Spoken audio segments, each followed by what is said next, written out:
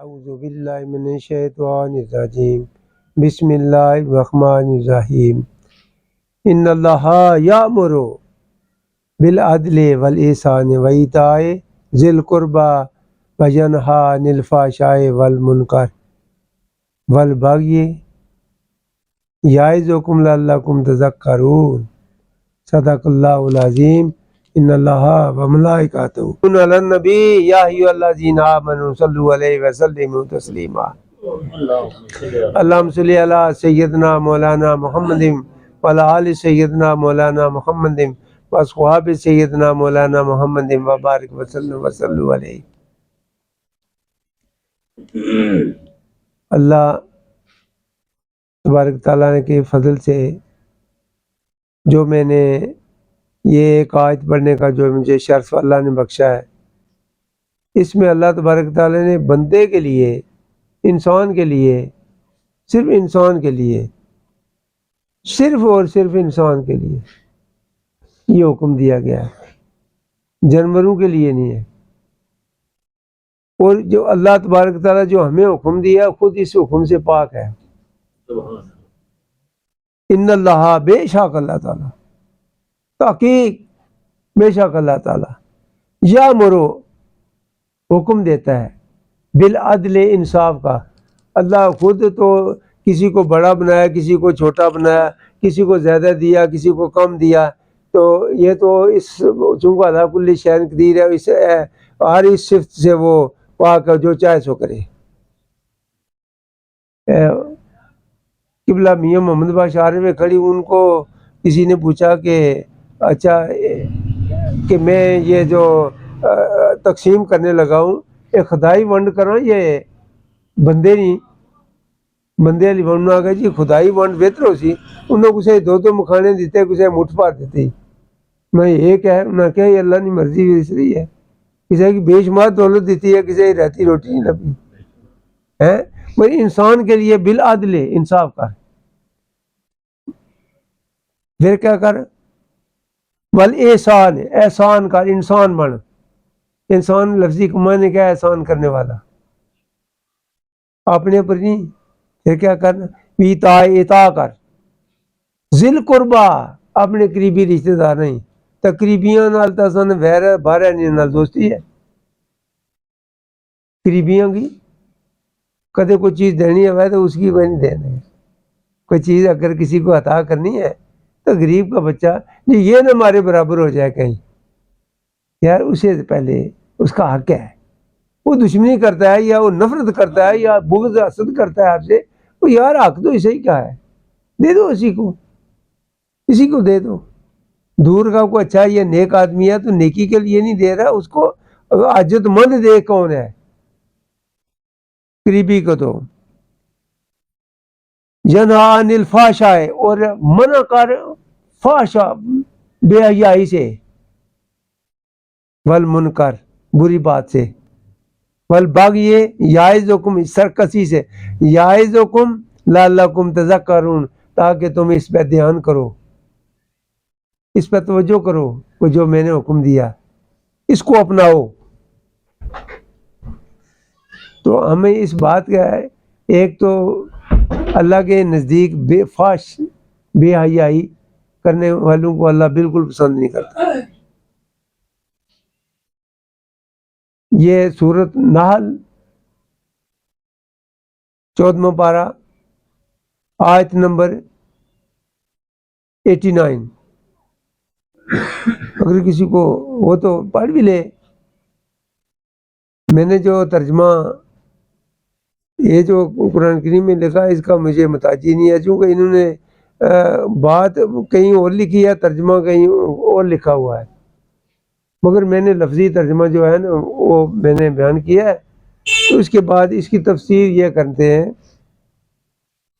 کہ اللہ تبارک تعالیٰ کا حکم ہے انصاف کرنے کا، انصاف کریں۔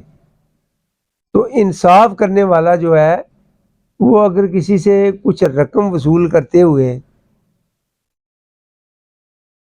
وہ جس سے کچھ رقم وصول کی، فیصلہ اس کے حق میں کر دیا، تو اس نے کیا گویا کیا کہ اللہ تبارک تعالیٰ کی کل مکلہ خلاف ورزی کی، تو کل مکلا اس نے اللہ کے خلاف اس حکم کی توہین کی ہے اس نے. اسی لیے ان کو کہا گیا کہ وہ جو راشی ہے، رشوت لینے والا اور دینے والا، دو جہنمی ہیں. تو اللہ تبارک تعالیٰ نے انصاف کا حکم دیا ہے، تو انصاف یہ حکم الہی ہے، اسے فروخت نہ کرے، اس کو فالو کرو. پھر کیا کرو؟ احسان کرو.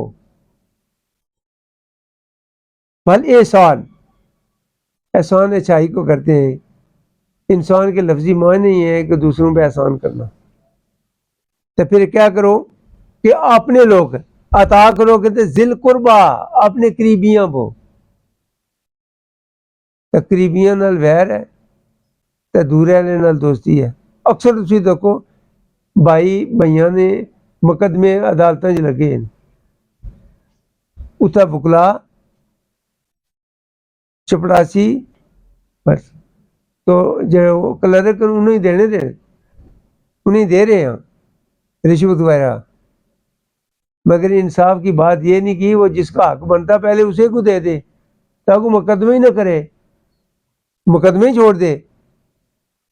کہ اس کا حق ہے جو انصاف سے وہ خود دے دے، اسے عدالت جانے کی ضرورت ہی کیا پڑے گی. جو فتنہ اس وقت ہے عدل نہ ہونے کی وجہ سے، اس وقت جو ہمارے ملک میں اگر فتنہ یا خانہ جنگی تک ہم پہنچ چکے ہیں، یہ بھی اسی کے مطلب یہ ہے بھائی جو انصاف کوئی نہیں رہا. تو جو انصاف کرنے والے ہیں، 2 سال پہلے کچھ اور فیصلہ کیا جاتا ہے، 2 سال کے بعد وہی آدمی پاک ہو جاتا ہے. محسوس ہوگا ہم نے بھی دیکھا ہے. پہلے 2 سال پہلے وہ آدمی بہت بڑا، پورے ملک میں اگر کوئی صحیح آدمی ملا تو لیڈر ملا تو یہ ملا. 2 سال کے بعد ایسا ناپاک ہوا کہ وہ جس کی انتہائی کوئی نہیں، جس کا افسانی اور دوسرا بے ایمان ہے ہی نہیں ہے. یار پھر کیا؟ تو پھر ہم اگر سچی بات کہ ہمارے منہ سے نکل جائے تو انہیں عدالت ہو جائے، ہم جائیں کس طرف؟ دیکھیں اگر ہم اپنی عدلیہ کو بدنام کریں گے تو ہمارے ملک کی عزت آبرو کو خرابی ہوگی. اپنے عدلیہ کو، یہ ہمارے پاکستان کی عزت و وقار کا سبب ہے. ہماری فوج جیسی بھی ہو، ہمارا ساتھ اسی سے ہو. فوج سے ہٹ کر اگر ہم کو جہاد کریں تو جہاد نہیں ہوگی، وہ جہاد نہیں ہوگا، وہ بغاوت ہوگی ملک سے. کیونکہ یہ ملک کا دفاع کرنا صرف فوج کا ذمہ داری ہے. ہم اس کی سپورٹ کریں، فوج کی سپورٹ کریں. اگر فوج کی ارادے کے بغیر، فوج کی مرضی کے بغیر ہم جہاد کر رہے ہیں تو وہ جہاد نہیں ہوگا، وہ بغاوت ہوگی ملک سے. کہ ہمیں نہیں پتا یہ اس میں حقیقت کیا ہے. تو ہر آدمی ذرا تک بھی کوئی دریغ نہیں کرے گا کسی ادارے کو بدنام کرنے کے لیے. طرح طرح کی باتیں، ان کو اپنا کام کرنے دیتے ہی نہیں کوئی. فرض کیا کو پولیس اہلکار کسی مجرم کو، جرائم پیشہ آدمی کو وہ پکڑتا ہے، اس کی حمایت میں دوسرے لوگ نکل آتے ہیں، تو یہ انصاف ہے؟ انصاف ہوگا ایسے؟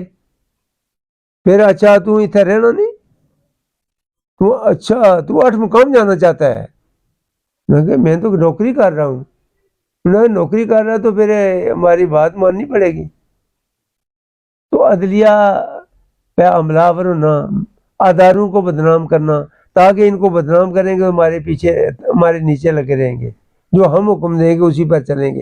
سب سے بڑا اس وقت فجور ہے پاکستان میں، جو ہمارے عدلیہ کو بلا وجہ طاقت پہ بلیک میل کیا جا رہا ہے، طاقت کے استعمال میں ان کو بلیک میل کیا جا رہا ہے اداروں کو. میں نے چند دن پہلے ایک دیکھا واقعہ کہ ایک میڈیا کا آدمی، پر تجھے کس نے اختیار دیا کہ چیف جسٹس کا فیصلہ آپ دے دیں؟ کہ وہ بیچارہ شہدا جی، وہ بیچارہ ایک رکشا ڈرائیور ہے، تو اس بیچارہ شہدا رکشا ڈرائیور، تو اس غریب آدمی کی کو اس نے قید کر لیا، اس کا رشتہ بھی، رکشا بھی انہوں نے چھین لیا، تو وہ بیچاری اس کی بیوہ ماں، تو اس کے بچے، وہ کیا کھائیں، وہ کیا کریں؟ جب اس کے گھر وہ انٹرویو لے رہا تھا، تو وہ جو شودی جوڑی بیٹھی تھی، وہ پتہ چلا کہ ملکہ الزبیتھ نا یہ پلنگ ہے اس نا، تو رکشا ڈرائیور یہ پلنگ خرید سکنا، اور رکشا ڈرائیور اس پلنگ پر بیٹھ سکتا ہے؟ یہ کیسے میں خریدا گیا؟ چرس ایرون منشیات کے کیس میں انہوں پولیس نے گرفتار کیا، تو پولیس والوں کو بدنام کرنے کے لیے یہ لگے جی انہوں نے بیچارہ ویسے مسکین آدمی سی تھا، وہ جی رکشا انہوں پکڑ لیا تھا، اور بیچارے گھر کی اس کی ماں رو رہی ہے، تو ماں کا انٹرویو لیا جی میرے بچے کو ایسے ہوا، تو گاؤں والے جتنے بھی اہل محلہ تھے وہ بھی اس کی سپورٹ کرنا شروع کر دی، تو جو اس کا گھر تھا، گیٹ کم از کم جو تھا نا، وہ بھی 8-9 لاکھ روپے کا گیٹ تھا اس کا، جس کا یہ گیٹ ہو، یہ پلنگ ہو، یہ صفا ہو، یہ جگہ ہو، تو وہ کیا رکشا سے بن سکتا ہے؟ یہ صرف وجہ کیا ہے؟ اتنا بڑا ہم جب جو انسپیکٹر یا سب انسپیکٹر جس نے یہ جرم پہ ہاتھ ڈالا، اس کو اتنا ہم دبائیں گے کہ ہمارے رات کو ہمارے پاؤں پڑے گا، یار معاف کر دیں، تو وہ کیا کرے گا؟ کیس بھی گول مول کرے گا، منشیات بھی، اور سارے یہ کام چلتے رہیں گے۔ ہم سب مل کر عدلیہ کا، فوج کا، حکومت کا ساتھ دیں، جو حق ہے برائی کے خلاف کرے ہوں۔ یہ ہماری میں کہتے ہیں جی مولویوں نے کیا کم ہے سیاست کی بات کرنا، یہ میرے پیو لکھا ہے یہاں، یہ سورۃ نحل 14واں پارہ آیت نمبر 89، میں نے لکھا یہاں، اللہ نے حکم دیا عدل کرو اور منع کرو برائی سے، ہر بری بات پہ ہم کھڑے ہو جائے کہ یہ بری بات ہے، یہ نہیں کرنی چاہیے۔ ہم سب مل کر پاکستان کی عظمت کو بلند کریں، پاکستان کو بدنام نہ کریں، پاکستانی اداروں کو بدنام نہ کریں، بلا وجہ فوج کو بدنام نہ کریں۔ فوج ہماری جیسی بھی ہے، ہمارے ملک کا دفاع ان کی ذمہ داری ہے، اگر وہ ان میں سے کوئی آدمی غیر ذمہ داری کا مظاہرہ کرتا ہے تو اللہ کے نزدیک وہ مجرم ہے۔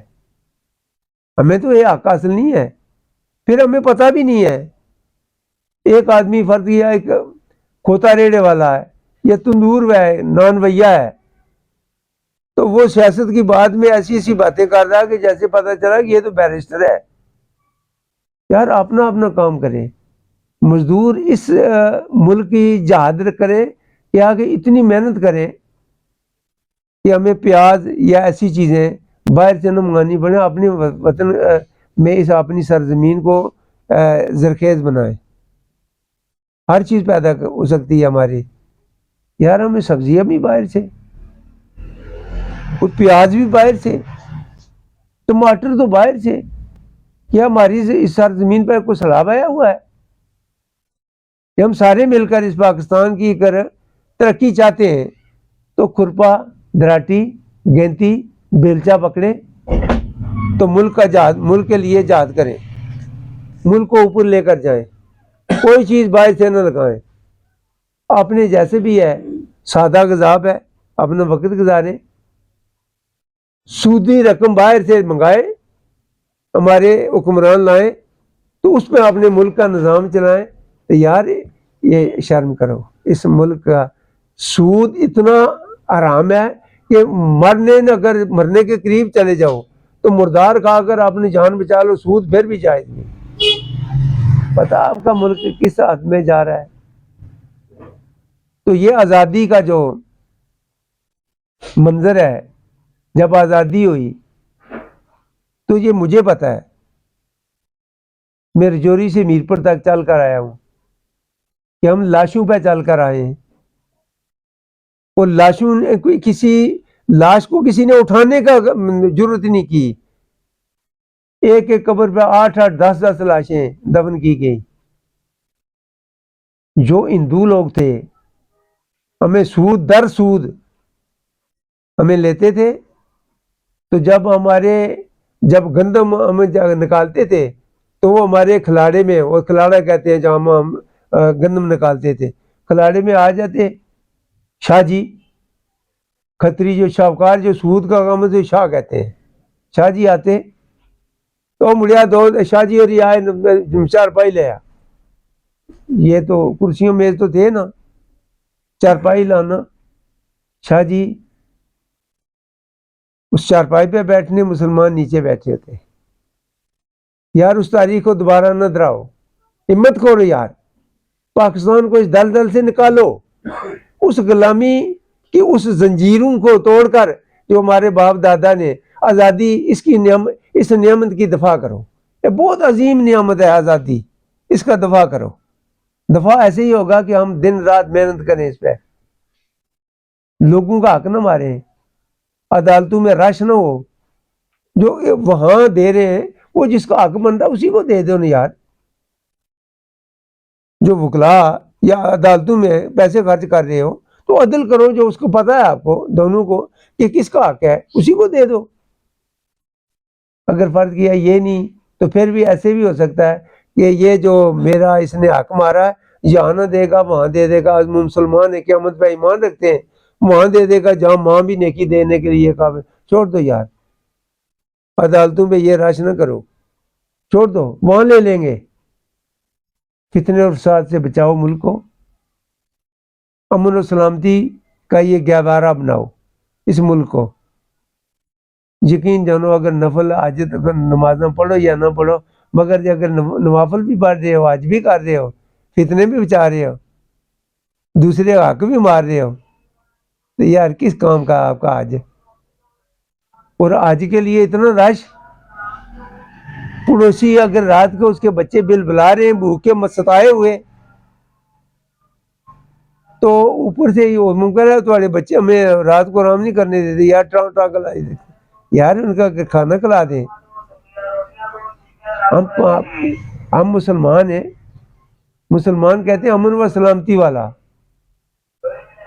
تو میرے آقا حضور نے ارشاد فرمایا آپ کلمہ کو سارے پائیے.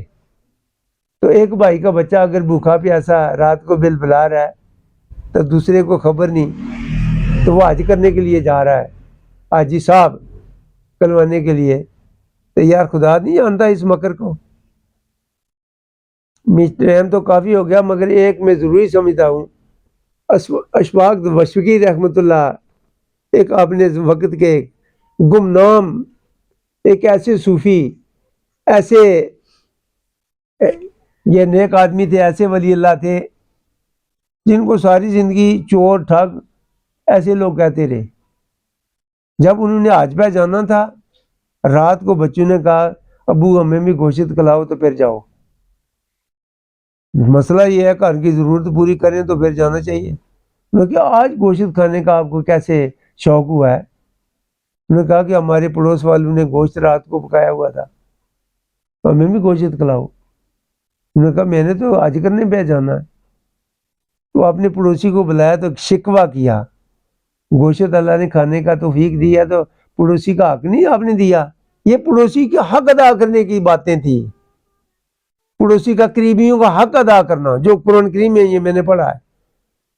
تو ہمیں اگر ایک پلیٹ ہمیں بھی دے دیتے. تو بابا جی نے کہا کہ کیا کہا آپ نے؟ تو انہوں نے تنقید سے کہا کہ جو آپ کے خلاف کو بات ہو وہ سنتے ہی نہیں ہیں، ڈورے بن جاتے ہیں. انہوں نے کہا نہیں مجھے پتہ نہیں، میرے کان جو ہیں شوائیں شوائیں کر رہے ہیں بھوک کی وجہ سے، تو مجھے نہیں پتہ چلا. انہوں نے کہا آپ کو رات کو گوشت پکایا ہوا تھا تو ہمیں پڑوس تھے ہمیں بھی دے دیتے.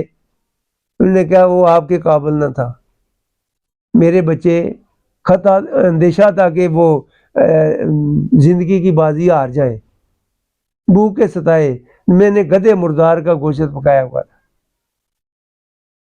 تو اشفاق دمشقی رحمۃ اللہ نے یہ سوچا کہ میرا پڑوسی اس کے بچے بل بلا رہے ہیں مر رہے ہیں، تو میں حج کرنے کے لیے جا رہا ہوں جنت کا سرٹیفکیٹ خریدنے کے لیے. اسی لیے بابا بلے شاہ رحمۃ اللہ نے ارشاد فرمایا حج کرن نوں سوئے جاندے کارج نہ تروٹی ہو، घर तो सा ये हालत है। तो उतू जाके पत्थर तक पत्थर आले कल तक वो पत्थर देखने के लिए चले जाओगे। खाने काबे को देखोगे, खाना काबे वाले को देखो, उसका हुक्म क्या है, उसकी हुक्म को देखो, उसको फॉलो करो। तो उन्होंने कहा कि जो सारी पूंजी थी आज की उस अपने पड़ोसी को दी। तो बीवी को कहने लगे कि सुबह जब मेरे साथी हाजी आए तो उनको कहना वो लकड़ियां काटने के लिए जंगल में गए चले हैं, वो नहीं जाएंगे। सुबह आए सारे हाजी मिलकर, तो उन्होंने दरवाज़ा खटखटाया, हाजी साहब आओ चलिए, हाजी साहब अशफाक साहब आओ जी, आओ चलिए जी, काफिला तैयार है। तो बीवी बाहर आए तो कहने लगी पर्दे से कि वो तो नहीं जाएंगे, वो तो लकड़ियां काटने चले गए, कहा लकड़ी कोई नहीं थी। वो इस पड़ोसी का जिक्र नहीं किया कि उसकी अजमत का, उसकी इज्जत आबरू का ख्याल रखा कि उसकी तौहीन होगी। उन्होंने कहा इतने दिन इतना अरसा हाजी साहब कहलवाने के लिए इसने ये ढोंग जाहिर रखा है, तो आज एन टाइम हुआ तो जी लकड़ियां काटने के लिए चले गए। ये कुमार कितना फराडिया किस्म का आदमी है। तो कोई आदमी जो हाजी था सच्चा, वहां हज करने के लिए गया तो उसको ऊँग आई, तो उसने देखा कि सुना के अशफाक दमिश्की रहमतुल्लाह के सदके तमाम के हज कबूल होना। घर बैठा बंदा, वो बंदा घर बैठा हुआ, उसके सदके सब के हज में, तो उनकी शक्ल सूरत भी अल्लाह ने बता दी। तो पता दमिश्क में चला गया, गया गया गया, पता चला वो कौन सा आदमी है। जब उसके घर पहुंचे तो करीब गांव के करीब पहुंचे तो पूछा यहाँ अशफाक दमिश्की कौन है। उन्होंने कहा क्या कोई झूठ बोलने का फन सीखना आपने, कोई फ्रॉड सीखना है। ये लोग कह रहे हैं, इससे क्या बदल, अपने अमल को छुपाए रखो, ज़ाहिर न करो। जो अल्लाह की रजा के लिए अमल करते हो अल्लाह ही को बताओ, दिखावा ना करो कि मैं बड़ा नेक आदमी हूं, तो छुपाए रखो। उन्होंने पूछा को फ्रॉड खेलना है, को फन सीखना है। सारी जिंदगी लान तान लोगों से बर्दाश्त करते रहे, मगर पड़ोसी की इज्जत व आबरू को महफूज रखते हुए ये इल्ज़ाम खुद पे लगाते रहे, उस पर नहीं आने दिया, अपनी नेकी को जाहिर नहीं किया। ये अल्लाह वालों की पहचान। तो ऐसे हुआ जब मिले तो उन्होंने कहा यार गाँव वालों से पूछ, मैं तो नहीं हूँ, इस काबिल ही नहीं हूँ, मैं तो मिस्कीन आदमी, आजिज़ आदमी हूँ, मैं तो अमल से पहले ही बड़ा शर्मिंदा हूँ बारगाह इलाही में। उन्होंने कहा मैंने पहचान लिया, जिसने आपकी चेहरा मुझे दिखाया मुझे पता वो झूठ बोलने वाला ही नहीं है। हाँ, वो सच्चा, सबसे सच्चा, उसकी मिसाल ही कोई नहीं है। उसने मुझे तेरा चेहरा दिखा दिया, अशफाक दमिश्की तू ही है। तो उन्होंने कहा कि यार मैं तो ऐसे ही है। उन्होंने पूछा कि वाकया क्या हुआ। उन्होंने अपना ये सारा वाकया बयान किया अशफाक दमिश्की ने। तो वो बंदा बड़ा मुतमिन होकर कि जिसके सदके सब के हज कबूल हुए, उस शख्स को देखकर आज घर चला हूँ, बड़ी खुशी से वापस लौटा।